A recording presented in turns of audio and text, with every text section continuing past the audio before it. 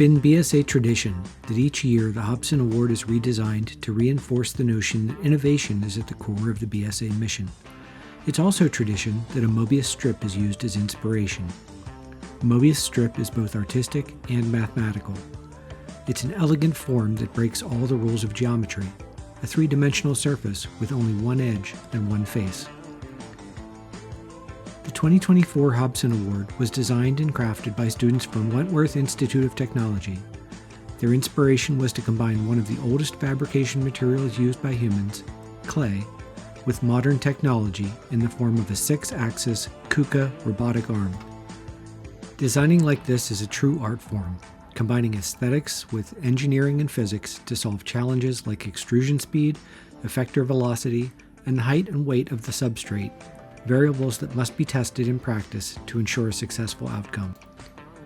Before the clay is compressed into a tube and ready, it must be worked by hand while slowly adding water until the mixture is just right.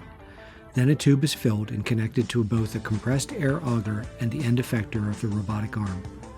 The robotic arm is then programmed using specialized software that makes the fabrication easy to control without having to calculate the individual movements of all 8 motors. While the final design factors in all 6 axes of rotation on the arm, ultimately a single tool path gently places clay layer by layer into precarious positions, creating a double curvature surface that twists and spirals through itself. Both elegant and seemingly effortless in its design and details, the self-intersection is impossible with most materials, and even for the clay it is structurally challenging, a design discovered and perfected in a feedback loop of ideas and failures. After each award build is complete, a layer of glaze is then applied to provide an added layer of strength and protection from fingerprints. The clay is then fired in a kiln at up to 2,000 degrees for as long as 18 hours.